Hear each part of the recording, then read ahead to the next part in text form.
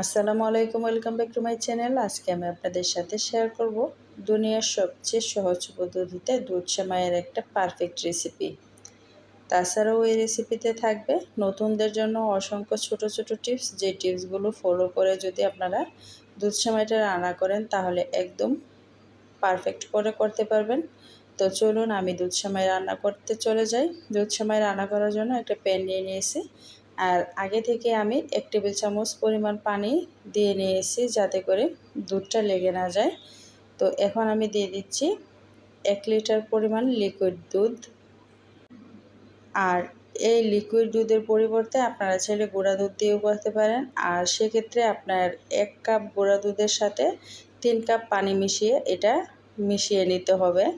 তারপর এখানে আমি 3টা সাদা এলাচ আর 1 টুকরো দারচিনি, 1টা তেজপাতা 2 টুকরো করে দিয়ে নিয়েছি। তো এলাচ আর দারচিনি দেওয়ার স্কিপটা আমার ডিলিট হয়ে গিয়েছে। তো এখন আমি গরম মশলাটা দিয়ে আমি চুলায় অলরেডি আগুন দিয়ে দিয়েছি, আর এখন আমি অনবরত এই দুধটাকে একটু নেড়ে দিচ্ছি আর বলক আসা পর্যন্ত অপেক্ষা করব।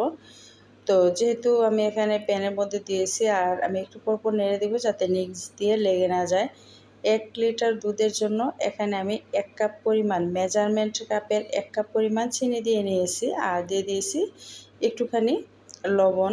তো লবণটা সম্পূর্ণ অপশনাল, কিন্তু মিষ্টি খাবারের ব্যালেন্সটা ঠিক রাখার জন্য লবণটা কিন্তু অবশ্যই দিতে হবে। লবণ না দিলে কিন্তু কোনো মিষ্টি খাবারই ভালো লাগে না। আর 1 কাপ চিনি হচ্ছে পারফেক্ট, তার মতো আপনি কম বেশি করে দিয়ে নিতে পারবেন। আর এই যে এখানে পাকিস্তানি যে লম্বা সেমাইগুলো আছে সেখান থেকে আমি সেমাইটা গুঁড়ো করে 1 কাপ পরিমাণ সেমাই নিয়ে নিয়েছি। তো এখন আমি অল্প অল্প করে 1 কাপ পরিমাণ সেমাই দিয়ে অনবরত নেড়ে নিচ্ছি, নইলে কিন্তু সেমাইটা নিচ দিয়ে লেগে যাবে আর দলা পেকে যাবে। তো এর জন্য কিন্তু অনবরত নাড়তে হবে। তো দেখতে পাচ্ছেন এখনও কিন্তু বেশ পাতলা, আস্তে আস্তে কিন্তু সেমাইটা সিদ্ধ হয়ে কিন্তু ঘন হয়ে আসবে। যারা পুরাতন সেমাইটা রান্না করতে পারেন তারা তো পারেনি, নতুনদের জন্য কিন্তু একদম পারফেক্টভাবে আমি সেমাইটা শেয়ার করতেছি, যাতে করে নতুনরা যখন সেমাই রান্না করবেন এই রেসিপিটা ফলো করে যাতে 100% করতে পারেন। তো আমি এখন যে গরম মশলাটা দিয়েছিলাম, তেজপাতা, দারচিনি, এগুলো উঠিয়ে নিচ্ছি। তো আমি এলাচটাকেও উঠিয়ে নেব।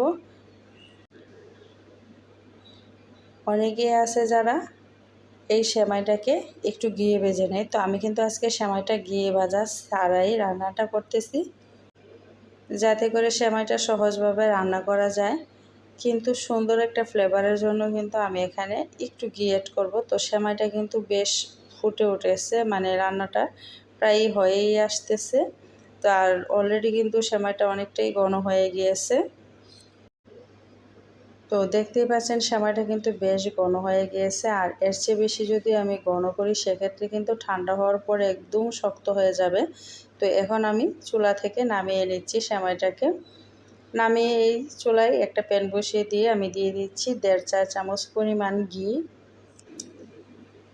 তো এখানে আমি ঘিটাকে আগে গরম করে নিচ্ছি। ঘিয়ের মধ্যে আমি কিশমিশটা ভেজে নেব। তো আমি আজকে শুধুমাত্র কিশমিশ দিয়েই করে নেব, কারণ কিশমিশটা কিন্তু আমাদের প্রত্যেকের বাসায় থাকে। কিশমিশের পরিবর্তে আপনারা কিন্তু এখানে বা কিশমিশের সাথে আরও বিভিন্ন রকমের বাদামও দিতে পারেন। চুলার আঁচটা লো ফ্লেমে রেখে আমি কিশমিশটা ভেজে নিচ্ছি।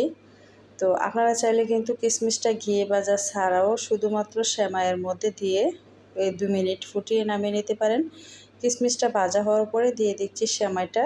তো সেমাইটা দিয়ে এখন আমি চুলার আঁচটা বন্ধ করে ঢাকনা দিয়ে দিব 5 মিনিটের জন্য। তো দেখতে পাচ্ছেন এখনও যেরকম পাতলা আছে, এটা কিন্তু ঠান্ডা হওয়ার পরে অনেকটাই ঘন হয়ে যাবে। চুলার আঁচটা বন্ধ করে 5 মিনিট রেখে দিচ্ছি। 5 মিনিট পর দেখিয়ে দিচ্ছি যে সেমাইটা কতটা সুন্দর হয়েছে। আর কিশমিশটা ঘি ভেজে নেওয়াতে কিন্তু খুব সুন্দর একটা ফ্লেভার করতেছে। অবশ্যই চেষ্টা করবেন, আর না থাকলে তো সমস্যা নেই। তো এখন একটা সার্ভিং ডিশে আমি ঢেলে নিচ্ছি। আশা করি দুধ সেমাইয়ের এই রেসিপিটা আপনাদের কাছে ভালো লেগেছে। ভালো লাগলে চ্যানেলটা সাবস্ক্রাইব করে দিবেন। খুব বেশি ভালো লাগলে ফ্রেন্ডস অ্যান্ড ফ্যামিলিকে দেখার সুযোগ করে দিবেন। সবাই ভালো থাকবেন আর সুস্থ থাকবেন। সবার জন্য অনেক দোয়া আর ভালোবাসা রইল। আজকের মতো বিদায় নিচ্ছি। আল্লাহ হাফেজ। আসসালামু আলাইকুম।